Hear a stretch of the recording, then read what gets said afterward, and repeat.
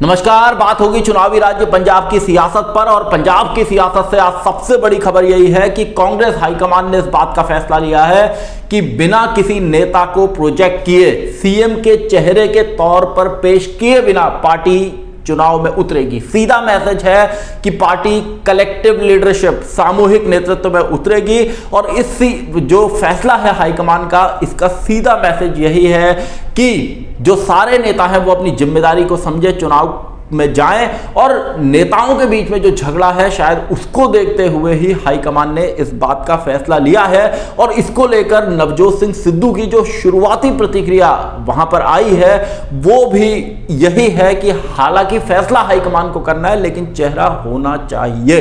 तो क्या होगा इस फैसले का असर? इसके अलावा अकाली दल से लेकर बीजेपी, आम आदमी पार्टी, अमरिंदर सिंह की क्या सियासी गतिविधियां हैं, इस पर मैं बात करूंगा। आप देख रहे हैं सत्यहिंदी.com। अपील मेरी आपसे वही है, कॉर्पोरेट मीडिया के मुकाबले आजाद पत्रकारिता का समर्थन करें, सत्य हिंदी की सदस्यता योजना में शामिल हो।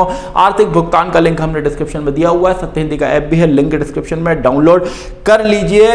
नवजोत सिंह सिद्धू के बारे में यह बात साफ कही जाती है कि सिद्धू पंजाब का मुख्यमंत्री बनना चाहते हैं। वो बीजेपी में की सियासत में थे, उसके बाद कांग्रेस में आए, उनके आम आदमी पार्टी में जाने की भी लंबे वक्त तक अटकलें चलती रही। अब जब कांग्रेस हाईकमान का मैसेज पंजाब की कांग्रेस यूनिट को यह आया है कि आप कलेक्टिव लीडरशिप में जाओ, मिलकर चुनाव लड़ो, और हम किसी नेता को सीएम का चेहरा प्रोजेक्ट नहीं करेंगे, तो इसके बाद सिद्धू की जो प्रतिक्रिया आई है वो ये है कि 2017 में आम आदमी पार्टी को, सिद्धू ने इस बात को कहा है कि 2017 में आम आदमी पार्टी को नुकसान हुआ, उनके पास मुख्यमंत्री पद का उन्होंने चेहरे किसी को घोषित नहीं किया, और चेहरा घोषित करना न करना ये कांग्रेस के हाईकमान का काम है। लेकिन उन्होंने कहा कि तब हम आम आदमी पार्टी से पूछते थे और अब लोग हमसे भी ये सवाल कहीं ना कहीं पूछ सकते हैं। कांग्रेस हाईकमान का मैसेज ये है कि सिद्धू जो है वो एक जाट सिख नेता के तौर पर अपने इस सेक्शन को पंजाब में उसको देखें, चन्नी जो है वो दलित वोटरों को देखें, और इसके अलावा जाखड़ को हिंदू चेहरे के तौर पर हिंदू मतदाताओं के बीच में मैदान में वो उतरे।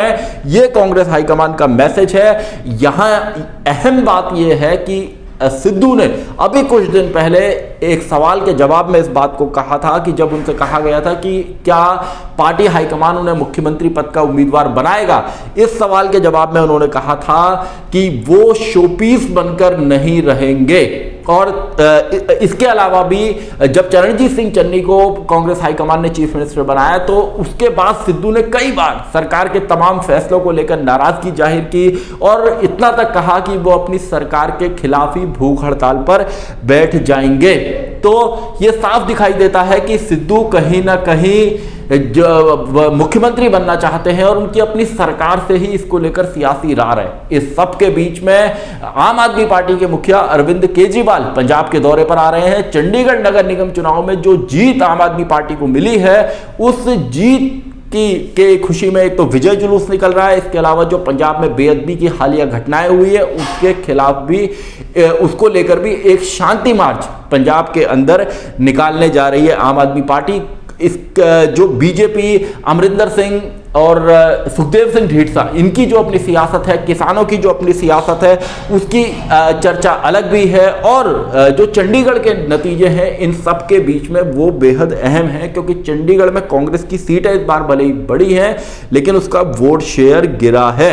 दूसरी ओर आम आदमी पार्टी के चंडीगढ़ नगर निगम चुनाव के जो नतीजे आए हैं उसके बाद उसके कार्यकर्ताओं के हौसले बुलंद हैं। कांग्रेस पर भी बात करते हैं फिर से। कांग्रेस हाईकमान ने इस बात को कहा है कि एक ही परिवार से एक आदमी को टिकट मिल सकता है, जबकि कई नेता ऐसे हैं जो अपने परिवार में तमाम लोगों के लिए, कुछ और लोगों के लिए भी टिकट चाहते हैं। इसमें तमाम दिग्गज नेता हैं। तो कांग्रेस में जो पहले अमरिंदर बनाम सिद्धू का झगड़ा था, अमरिंदर निकल गए, उसके बाद सिद्धू बनाम जाखड़ का झगड़ा कई बार सामने आया, फिर सिद्धू चन्नी के खिलाफ ताल ठोकते दिखाई दिए।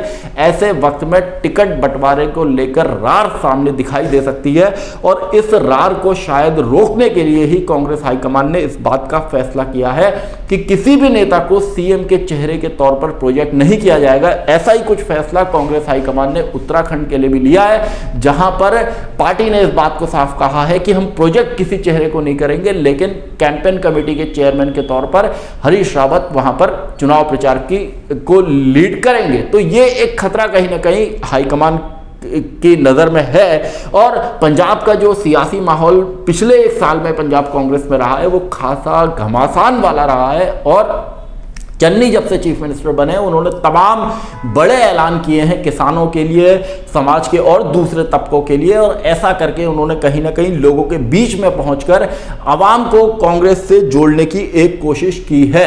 बीजेपी ने लगातार ज्वाइनिंग का काम जारी रखा है, कल ही बहुत सारे बड़े नेता उसके साथ शामिल हुए हैं। और जब इस तरह की जो अच्छे सिख नेता हैं, पहचान वाले, मनजिंदर सिंह सिरसा, गुरमीत सिंह सोढ़ी, कुलदीप सिंह भोगल, ये जब नेता और तमाम पूर्व सांसद, तमाम पूर्व विधायक जब पार्टी में शामिल हो रहे हैं, कांग्रेस के नेता बीजेपी में शामिल हो रहे हैं, तो उससे मैसेज ये निकल कर जा रहा है कि इस बार पंजाब में चुनावी मुकाबला बेहद जोरदार होगा। और जो बीजेपी, अमरिंदर सिंह और शिरोमणि अकाली दल संयुक्त सुखदेव सिंह ढींडसा वाली जो पार्टी है, इनकी जो सियासत है उसमें टिकट बंटवारे को लेकर फॉर्मूला जो निकल रहा है वो यही है कि शहरी इलाकों में जहां हिंदू वोटर्स ज्यादा हैं उन इलाकों में बीजेपी को चुनाव लड़ाया जाए, अमरिंदर सिंह की पार्टी को चुनाव लड़ाया जाए, और बाकी इलाकों में, ग्रामीण इलाकों में सुखदेव सिंह ढींडसा और कुछ इलाकों में अमरिंदर सिंह भी अपनी सियासी पार्टी के तौर पर उम्मीदवारों को मैदान में उतारें। क्योंकि कृषि कानून वापस होने के बाद पंजाब में बीजेपी को इस बात की उम्मीद है कि वो सिख वोटर, किसान मतदाता उसकी ओर आ सकते हैं। इसी बीच 5 जनवरी को प्रधानमंत्री नरेंद्र मोदी की एक रैली पंजाब के अंदर होने वाली है। कांग्रेस भी इससे पहले 3 जनवरी को राहुल गांधी की एक रैली मोगा में करने जा रही है। केजरीवाल 3 दिन के दौरे पर पंजाब जा ही रहे हैं कल से, और वो लगातार राज्य का दौरा कर रहे हैं। कई चुनावी सर्वे इस बात को बताते हैं कि उनकी पार्टी इस बार पंजाब में सबसे आगे आ सकती है। सुखबीर सिंह बादल के लिए चंडीगढ़ नगर निगम चुनाव के नतीजे बेहद खराब रहे हैं। हालांकि पिछली बार भी उन्हें 1 सीट मिली थी, इस बार भी उन्हें 1 सीट मिली है, लेकिन चुनाव से ठीक पहले उनके साले और अकाली दल के बड़े नेता विक्रमजीत सिंह मजीठिया के खिलाफ जो एफआईआर हुई है, जो लुकआउट सर्कुलर नोटिस जारी हुआ है, उससे कहीं ना कहीं अकाली दल घिरता नजर आ रहा है। क्योंकि अकाली दल के साथ इस बार बीएसपी का साथ है, तो अकाली दल बीएसपी मिलकर एक जो पंजाब की सियासी इक्वेशन है उसमें जट सिख और जो दलित भाईचारा है, एससी मतदाता हैं, उनको साथ लाने की कोशिश में जुटे हुए हैं। और इससे जो चुनावी मुकाबला है वो उसमें अकाली दल मजबूती से आता दिख रहा है। क्योंकि अकाली दल लंबे वक्त तक जब भी वहां सत्ता में रहा है, 10 साल इससे पहले, कांग्रेस से पहले, तो तब उसके साथ जो सरकार थी उसके साथ भारतीय जनता पार्टी गठबंधन में थी। लेकिन इस बार अकाली दल और बीजेपी अलग अलग हैं। आम आदमी पार्टी को पिछली बार पहले ही चुनाव में ठीक ठाक कामयाबी मिली थी, वो मुख्य विपक्षी दल बनी थी, और लेकिन हालांकि कई उसके विधायकों ने साथ छोड़ा है उसका।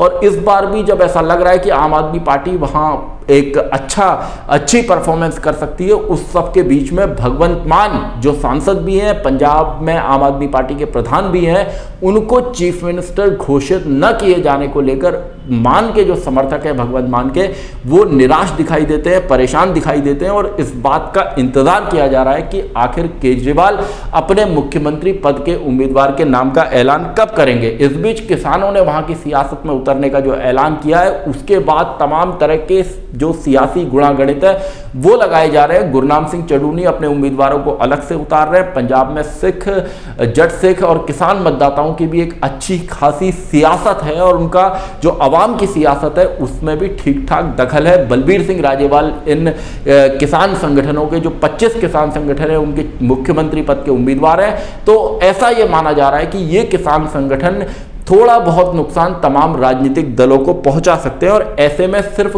कांग्रेस के सामने ही नहीं, चुनौतियां बाकी दलों के सामने भी है।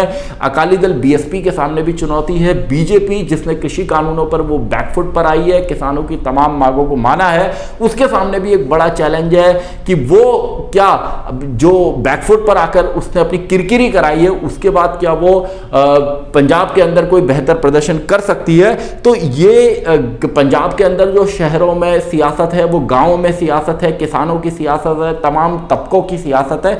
इस सारी सियासत के बीच में जो इक्वेशन निकलकर सामने आती है वो यही आती है कि चुनावी मुकाबला जो है वो बेहद रोमांचक है। और जब कांग्रेस इस बात का फैसला करती है कि वो बिना चुनावी चेहरे के मैदान में जाएंगे, जबकि बीएसपी अकाली दल के पास जो ये गठबंधन है इसके पास सुखबीर सिंह बादल के रूप में चेहरा है, आम आदमी पार्टी ने अभी चेहरा नहीं दिया है, कांग्रेस ने ऐलान नहीं किया है, तो सवाल कहीं ना कहीं ये खड़ा होता है कि पंजाब कांग्रेस के अंदर जो रार है, क्या वो बिना चेहरा नहीं आने के बढ़ जाएगी, या जो हाईकमान ने ध्यान रखते हुए, सावधानी रखते हुए फैसला लिया है कि अगर हम चेहरा घोषित करते हैं तो इससे कहीं ना कहीं पार्टी को नुकसान हो सकता है, इसका क्या असर होगा चुनाव प्रचार के दौरान, क्या कांग्रेस को इससे किसी तरह का नुकसान हो सकता है या कोई फायदा कांग्रेस को हो सकता है, इस पर भी बात होगी। और पंजाब में आने वाले दिनों में जो सियासी इक्वेशंस किसानों से लेकर राजनीतिक दलों की बनेंगी और उनका बारीकी से विश्लेषण